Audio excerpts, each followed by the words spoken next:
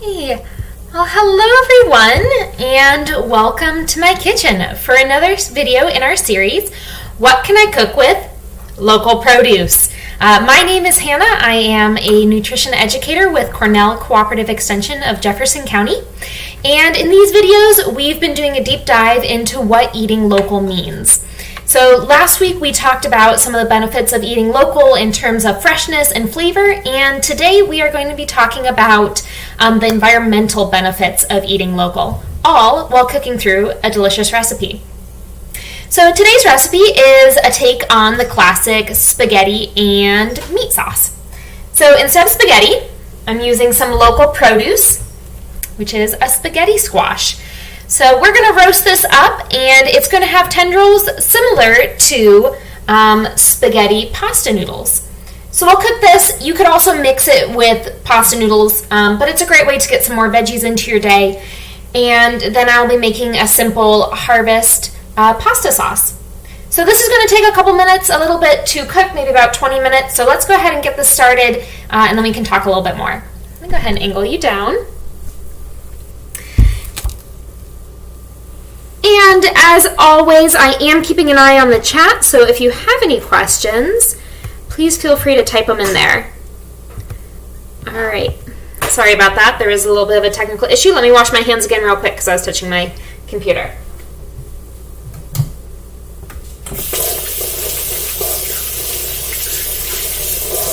All right. So I picked this recipe today, one, because I had this, I keep having this issue.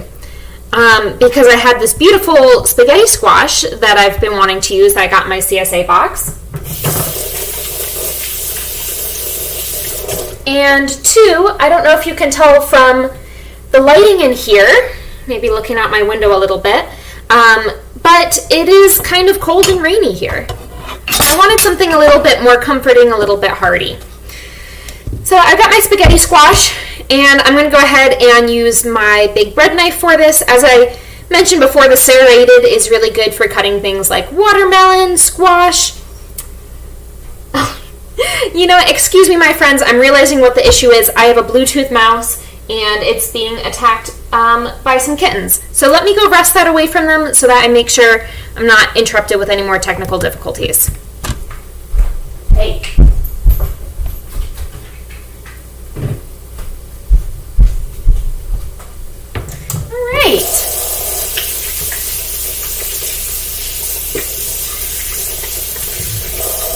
Sorry for that distraction. All right, as I was saying, serrated knives are really great for cutting things with harder skins or rinds. So I'm going to go ahead and use it for this. If you have a chef's knife, you could also play around with using that as well. Depending on the size and the age of certain squashes, they're going to have tougher rinds. So you might have to play around and see what works best. Okay, yeah, so this is a pretty tough one. We're going to wrestle with it a little bit. So you also have the option to cut this, cook this whole in your oven. And you can see some sort of non-stick cutting board would also be great, non-slippery, if you have one. All right, so then I'm going to go ahead and attempt to cut it vertically. As I mentioned before, you can cook this whole. It's just going to take about an hour as opposed to the 20 minutes that's going to take with it cut in half. And that's going to be at a 400-degree oven. Mine's already preheated. All right, so again, just go slow. Be very careful. You can see my fingers are kind of tucked back. They're tucked under. And again, yes, just go nice and slow, whether you're using a chef's knife, a serrated knife. I might switch and try to use my chef's knife because it's going to have a little bit more leverage. But again, you can see this is something that is a little bit tough, but that is to be expected. Again, cooking it whole, if you have the time, is a great option. All right, so chef's knife seems to be working a little bit better. Again, just be careful, know where the knife is in relation to your fingers at all times. So now I've got my two halves right here. And we're going to go ahead and scoop out the seeds, and I'll save those for later. I forgot my spoon, so I've got a bigger spoon. I've got my dish that I'm going to put my seeds in. And I'm going to roast these seeds just like I would a pumpkin seed. So because the flesh of the spaghetti squash is spaghetti-like, we want to be careful when scraping our seeds out. We don't want to cut too deep and get rid of some of that flesh that we're going to want to eat. So the trick is to just make sure you're getting it, the seeds out. The inside, it should be pretty smooth. You can see it came out pretty easily, and that's what we're looking for. A few more seeds. Right, and then we'll repeat.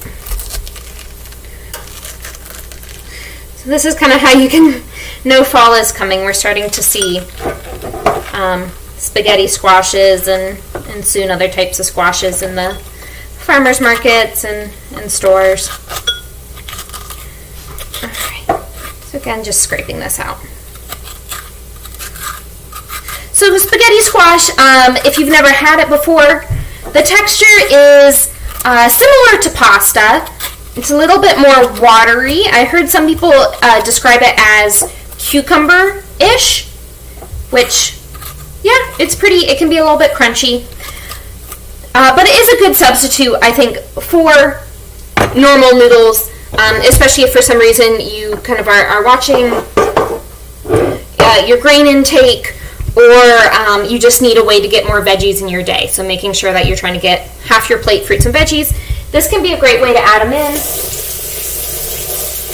A great way to supplement some spaghetti whole grains that you might already be having with this meal. All right, so this is a pretty small spaghetti squash, by the way, just for those of you who have seen them before. So I've got my baking dish. You could also use a baking sheet. I'm going to go cut side down. I'm using a baking dish because I like to pour some water in, which is going to help steam and cook them a little bit more. So, I'm not adding a whole lot, just enough, can you see, to cover the cut ends, to cover the bottoms. Again, that's going to help keep it moist and help it cook a little bit faster. So I'm going to put these in my 400-degree oven, and we're going to check them after about 20 minutes.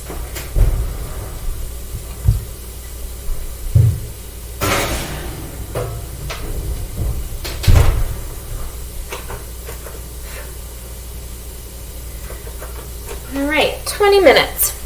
Okay, and then so over here, my pot on my stove, I have some onions cooking.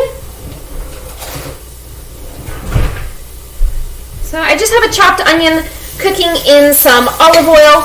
I got it started maybe about 5 minutes before I started going live here. I just wanted to make sure that it has a chance to caramelize a little bit more. When I make spaghetti sauces, I do like my onions to be a little bit darker when they go in. I think it adds a little bit more depth of flavor, as I've talked about before, when you get that caramelization going on.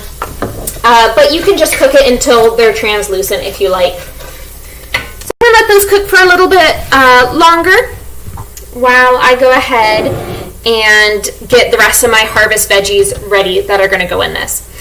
So this is going to be a pretty veggie-packed pasta sauce. I've got some carrot sticks, so these are carrots, and actually most of the produce I am using today is from Shed Light Organics, a local farmer that I've mentioned on here before. So I'm going to use the rest of these carrot sticks that I had prepared. And I'm just going to give them kind of a rough chop. So at the end, you can blend everything in your sauce if you like. You can mush it down a little bit because it's all going to cook together and the flavors are going to marry. But I like these to be, you know, a little bit smaller than bite-sized maybe, just so they get kind of incorporated into the sauce. So I've talked about on here before is making sure that all the pieces of whatever you're making, and this is more of a me preference thing, but I like making sure that everything in a sauce, in a curry, in a soup, is roughly the same size. in a salad is roughly the same size, so when you take a bite of it, you get all of the different components. But again, that's kind of a personal preference. If you're not really sure what you like, maybe try it this way. If you're not a fan, go back to however you like doing it.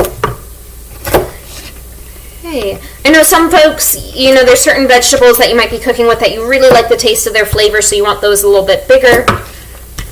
So maybe it's a little more powerful, but again, personal preference. We're all about that on here. Okay, so I'm going to go ahead and add in these carrots to my pot. And I think I've talked about on here before as well that when we're cooking things, depending on what final texture you want, in this one we're going for kind of like a saucy, we want everything to be softer. So I'm going to put the harder things in first so they have longer to cook. The other things I'm putting in are going to be tomatoes and zucchini. I think those are the other two things. And I don't want those to cook as long.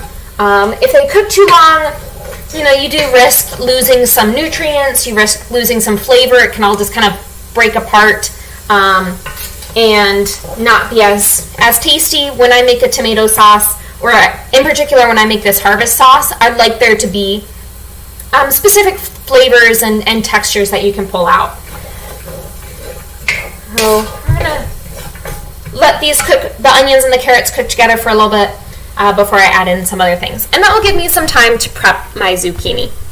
So these zucchini are actually from my own garden, and I know maybe if you've been watching this series for a while, I had some struggles and maybe had a zucchini thief at one point, but never fear, I was able to get a few. So I'm actually learning these are a little bit bigger than what you should or could be picking your zucchini at for maximum flavor.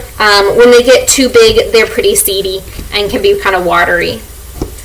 So I learned, and I haven't been following it super well, just because I don't check my plants enough, but kind of about the length of your finger, maybe about that size. All right. So, and then these ones I'm just doing in little quarter moons, I guess. All right, so I think it's about time that we start talking about local foods a little bit. I mentioned where I sourced some of my products from. So today I promised we were going to talk about the benefits of eating local on the environment. So some of them are pretty similar to and build on the concepts that we talked about last week and the week before, the concept of food miles, which is the miles that food travels from where it is produced to where it is consumed. So when things have fewer food miles, as you can imagine, less pollution from cars, trucks, trains, boats, airplanes, all the methods that we use to ship food across the country, across state lines, things like that. Less pollution from those vehicles is going into the atmosphere and the environment. So that's a benefit. If it's not traveling as far, you don't have to worry about that as much. Right. Other thing is, this was kind of a new one for me, but they've done research that show that eating seasonally reduces or produces fewer greenhouse gases. So I thought that was pretty interesting in looking into why that is, because if you're eating seasonally, which is often eating locally, you don't have to worry about all these inputs that are going in. And the inputs like synthetic chemicals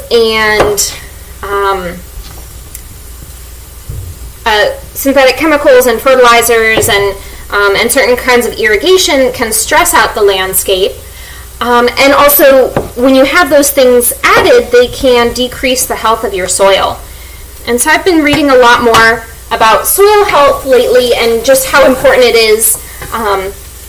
There's been a shift, from what I can tell, there's been a shift in the way that soil is viewed. Where in the past it's a growing medium, it's just It's soil, it's dirt. But now looking at all the components of soil, that there are microorganisms, beneficial bacteria, bugs, things that go into keeping the soil healthy so it can continue to produce this food. So by eating locally, you are and eating seasonally and locally, you're reducing the need for fertilizers and chemicals that are needed to make plants grow in areas that they're not comfortable growing in. So like if you're going to grow a banana up here in the North Country, this isn't the banana's natural habitat, so you would need to do a lot of things, add a lot of fertilizers. I'm not a farmer, so I couldn't entirely figure out what you would need to add to make a banana grow up here, but just a lot of synthetic, unnatural things for this area, and so that could damage the soil. That's what I found. All right, so let me go ahead and add in the zucchini. Okay, and give it a good big stir. At this point, I'm also going to go ahead and add in, I have quite a bit of garlic here. I think it was about 4 cloves of minced garlic. That's now on my cutting board. If you don't like garlic, use less. Use maybe just a clove or 2. I would recommend using some, just because it adds a lot of flavor, but you don't need to add as much as I do. And so this harvest tomato sauce that I'm demonstrating right now is really adaptable, as are most of the recipes I've been talking to you all about. You don't have zucchini, that's fine. Use summer squash, you could use eggplant, you don't have carrots, you could use green beans, you could use corn. It's called a harvest tomato sauce because you can use whatever you've harvested. This is all going to kind of mix together, so we're adding our veggies, then we're going to add our tomatoes, and then I also have, you could add either lentils or split peas, or if you have like a ground meat, you could add this in here. I'm going to do split peas, add a little bit of protein and fiber to this. I really enjoy using lentils. I've actually made it for my family before, and they were convinced it was ground turkey for the longest time. So it really does, it adds like a really hearty, meaty texture and flavor. So that's a great way to reduce your meat consumption if you're trying to stretch your grocery budget, if you're trying to eat less saturated fat. Having a meatless meal at least once a week, and this is a good way to do that. Okay, so this is softening up. While that is softening and cooking and melding a little bit, I'm going to grate my tomatoes. So I am using some low sodium crushed tomatoes that are going to go in there and make it nice and saucy. But I also have these 2 beautiful tomatoes. These ones I actually got from a roadside stand. I'm going to grate them so they get nice and juicy and break apart a little bit. And then that's going to just add a little bit more flavor, and it's a good way to use up all those tomatoes that you're probably getting right about now. And this is a pretty messy process. Heads up.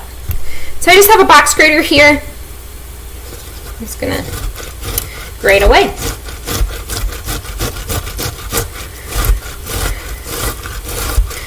So a lot of times when we talk about local foods, and I know that I fall into this trap a lot, is, you think the small farmer, the small family farmer, and that's not true. A lot of local farms are also large farms, but if it is small, there is a lot of support for small farmers to engage in sustainability initiatives. So they found that often small farmers engage in environmental stewardship, such as building the health of the soil, like we talked about.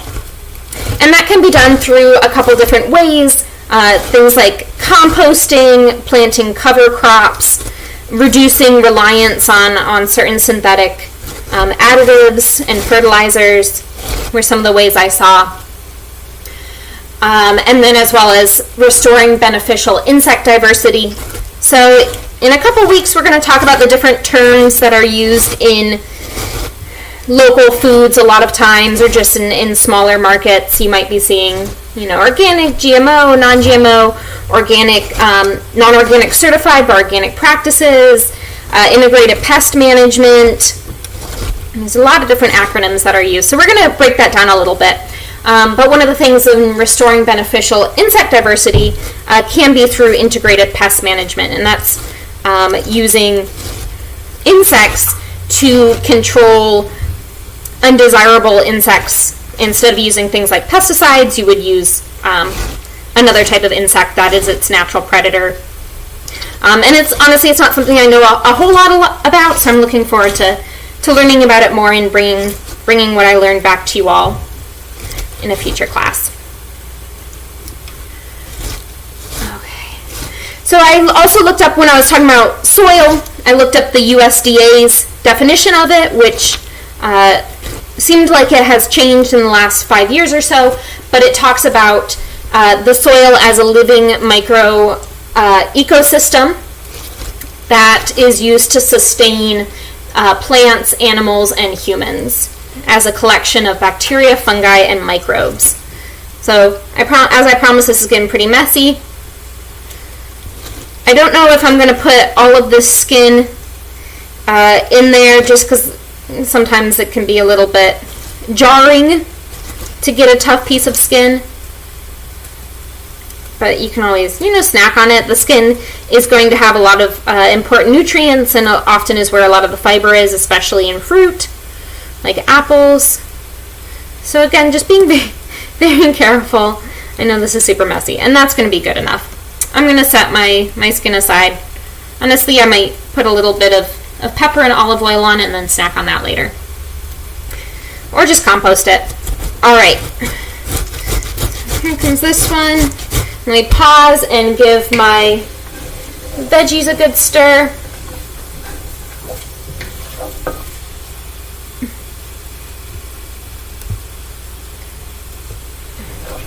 So I wanted to adjust it and make sure I wasn't missing anything in the chat box if anyone had any questions or comments.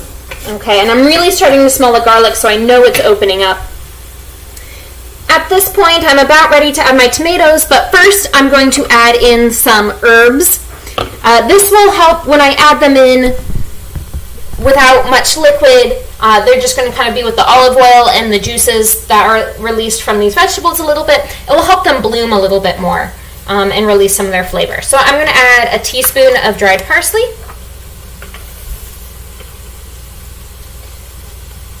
And this one is absolutely, again, adjust to taste.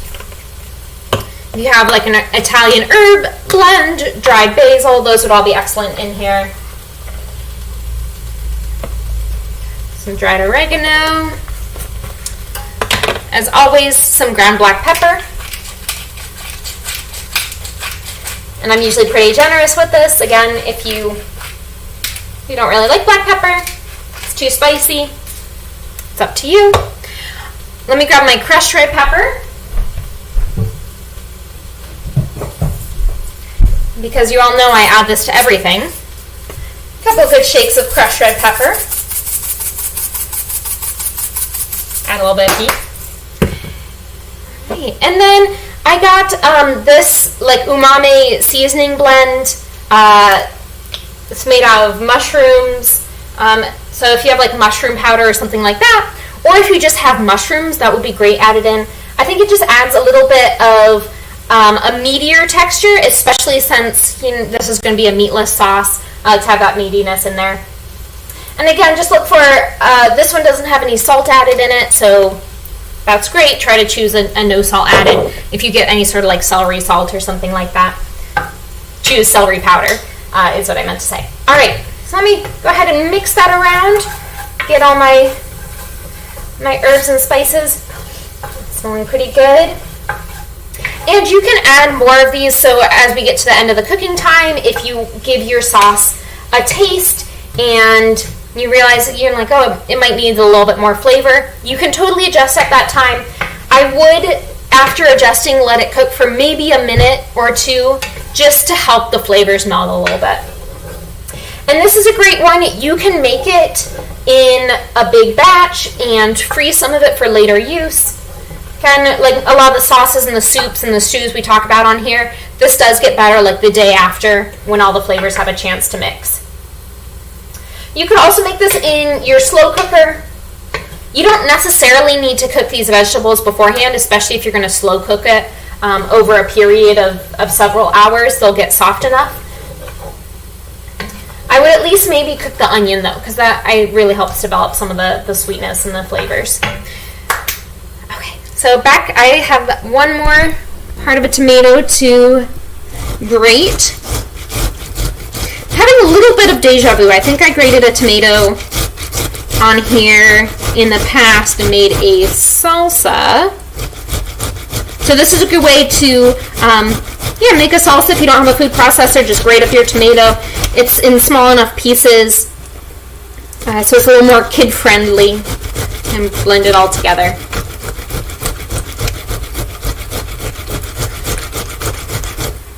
Okay. And then the last environmental benefit I was going to talk about in regards to eating local, and this is in no way an exhaustive list. Obviously, if you meet specific farmers, they might have certain things that they do. This is kind of just a general list of some benefits. But I'm having some tomato juice seepage, as I should have expected, doing this on a cutting board.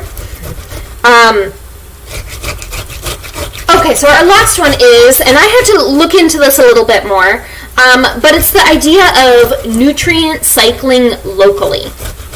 So from what I gathered, when you eat and shop local and support local farmers and producers, you open up more opportunities for local nutrient cycling. So this kind of goes back to what we talked about with soil health and things that are made to grow in certain places because of the climate and the soil and the nutrients available there. But when you have nutrient cycling, the idea is that the nutrients that are used or that go into your vegetable in one place are then returned to the place that they grew. So I guess one way to think about this is I'm going to use the California and New York example again. Strawberries are grown in California, and they take up nutrients from the soil there at the farm they were grown at. Then those strawberries are flown to New York, eaten in New York, and maybe the tops are composted in New York or thrown away in New York. The nutrients from those tops are not returned to California. They end up in New York. And so when you eat locally, it's important because, maybe you think about New York apples that get shipped away. When you eat locally, it increases opportunities that those nutrients can stay in the local area and they're not being depleted from the soil. All right, so there's my spaghetti squash coming out.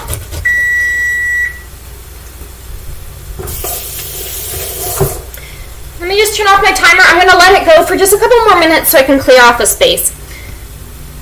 Oh, that's going to be pretty messy. I'm going to go ahead and add this into my pot over here. Angle you up really quick. So again, as I promised, messy.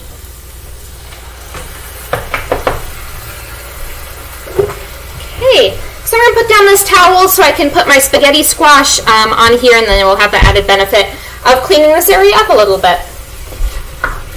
So mixing this all together.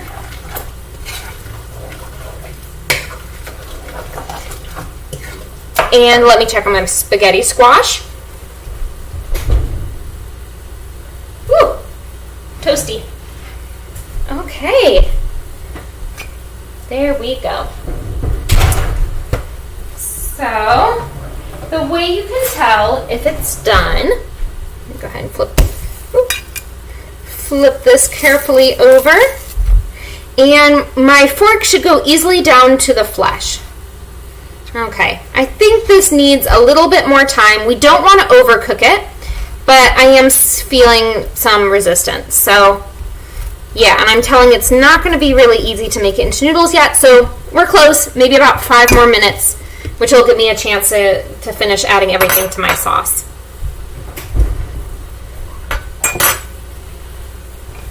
All right, here we go. I'm not going to add in any more water. There's still a little bit left But again, maybe just 5 more minutes. Okay. Move some of my knives out of the way.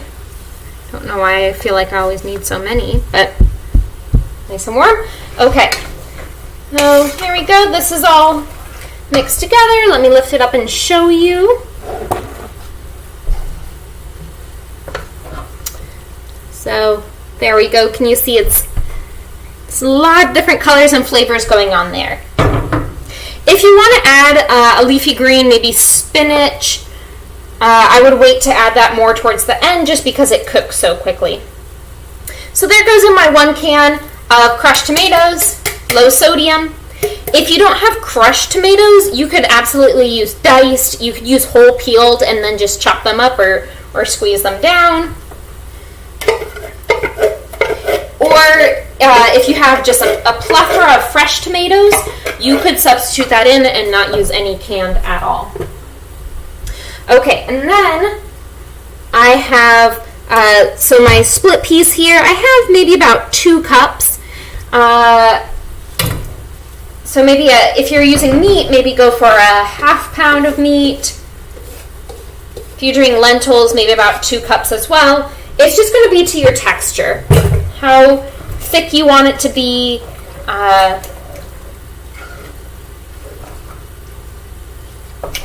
Yeah, how thick you want it to be, how meaty you want it to be.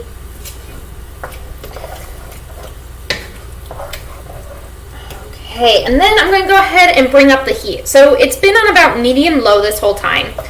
So now I'm going to bring it up to medium-high. Yes. And let me bring you over and show you what this looks like. All right. Can you see there? It's pretty chunky. It looks really good.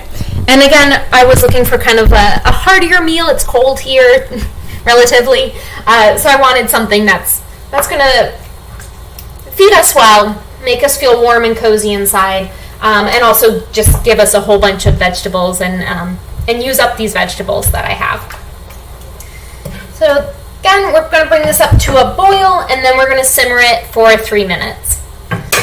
Let that cook right now. Okay. So, let me talk real quick about what I'll do with these seeds. So if you've never roasted any seeds before, so it can be kind of a pain. I usually put this all in a colander, and we'll just pick out the seeds, wash them off. Then you need to pat them dry, or at least lay them out to dry. They need to be really dry before you roast them. I usually roast them pretty low temperature, maybe about 375. And then until kind of golden brown. And at that point, you can add whatever seasonings you want. I usually drizzle them in olive oil, and we'll do maybe a little bit of pepper, but you could do different flavors. You roast them similar to like you would do pumpkin seeds. So something I'm trying, I haven't reached the end of this project yet. I have a bag of, I think they're butternut squash seeds in my freezer, because it felt like a lot of work to roast just a small amount, so I was going to save up, and once I have a decent amount, roast them all at once. I'm not sure how that's going to turn out. If I do it soon, I will keep you all posted. But no, it's okay, and it's great to experiment in the kitchen. Okay, here is our spaghetti squash, so let me pull that out again. And we'll see if it's a little bit softer. So as I mentioned before, spaghetti squash isn't going to have the texture of another squash that you may be thinking of. It's not like butternut or carnival acorn where it gets really creamy and broken down. If this one gets creamy, it means we've overcooked it. All right, so let me just flip these over. And perfect. My fork is going easily down to the skin. So if you're roasting this whole, you'll want to be able to, and you can do it when it's half too, but puncture through the skin easily. Again, if it's whole, it's going to take about an hour. This one took about 25 minutes. This is boiling. Oh, you can't quite see. This is boiling, so I'm turning it down, and I'm just going to let it simmer. You can put a lid on it just so it doesn't get super messy. Okay. So then, ideally, you would let this squash cool for about 5 minutes so it can be easier to handle. But I'm going to go ahead and just pull it out so that you all don't have to watch me twiddle my thumbs for 5 minutes. Okay. Put those over there, and we'll go ahead and move this out over to the side. So while that's cooling, I should just mention what I would normally be doing if I wasn't filming for you all and didn't want you all to get super bored. But, while this is simmering, while your spaghetti squash is cooling, I would usually take this time to clean. So you may have heard of the principle, clean as you go. And so this is just the idea that you don't leave all your dishes and cleanup to do until the end. So putting away spices, putting away your oils, washing a couple dishes, maybe taking out the compost if you know you're done with it, if you're composting, taking out recycling, things like that. The other thing I want to mention is that I didn't before. I washed my spaghetti squash, and you should too. We've talked about, even though produce is local, or even when you're using local produce, it usually doesn't go through as many hands, so it might be a little more food safe. But you still want to make sure you wash it, remove any debris, because we were cutting through it and we didn't want any germs or dirt on the outside getting transferred to the inside. So actually I used a little bit of a veggie brush and just scrubbed it under running water. Okay, so the way you then make spaghetti strands out of your spaghetti squash, easiest way is with a fork. So the squash tendrils, we'll call them, run in this direction. So they run lengthwise around the squash. I'm not really sure if there's a better way to describe that. They run this way. So if you want longer noodles, the best way is to go around like this instead of going across. Though personal preference, it's up to you. And you can see how easy this is breaking apart. I'm barely putting any pressure on this. So that's how I know it was at a good time. All right. And so going around, this one actually, this squash is kind of unusual because I haven't seen them run this way before. So I guess good to know that sometimes your squash, the tendrils might run in different directions. So try to fork them along in whatever direction they seem to be going. So if you think of like the grain in the wood, you can think of the grain in the squash and go along with it for the longest tendrils. Just move this to the off real quick.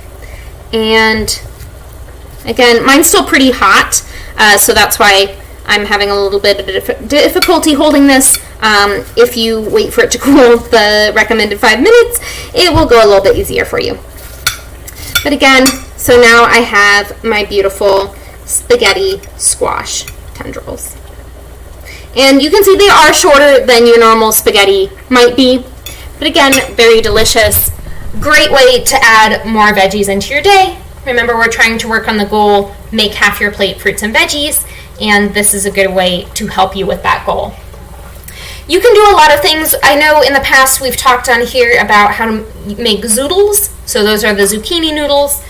You could use spaghetti squash in a similar way that you would use those or any other type of pasta. You would just cook it beforehand. You can find lots of recipes on how to make them into personal lasagna bowls, make them into I've seen them into burrito bowls where you could put some black beans and salsa in there. So again, very nice and versatile. So next time you go to the farmer's market or a farm stand, grocery store, I hope you get to try this and don't feel too intimidated by them. Remember, the hardest part is cutting them open in the beginning, and you can always cook them whole and avoid that part completely. Thank thank you all for watching. I think that's all I wanted to say about these. Again, I don't know if I explicitly said it, but I will be eating these like spaghetti and putting my Harvest tomato sauce on top like I would a normal marinara, and then I'll probably put some Parmesan cheese on there as well. And then if you want to have some whole grain on the side, make it more of a balanced meal, that's a great way to have maybe some garlic toast or something. All right. I think I finally did say everything that I wanted to say. Again, thank you all so much for joining me. It's been fun cooking alongside of you. If you make this recipe, as always, please, I realized you can't share a picture in the comments because I was pretty disappointed about that. But if you make this, I would love to see a picture. You can send it to us on Facebook. Our Facebook page is Cornell Cooperative Extension of Jefferson County, and you can just slide it into the DMs, and I will see it there and be very excited to see how you made this your own. Especially if you use like different vegetables, different seasonings. I always like seeing what folks in our community are making for dinner. All right. Thank you all so much. Have a wonderful rest of your week.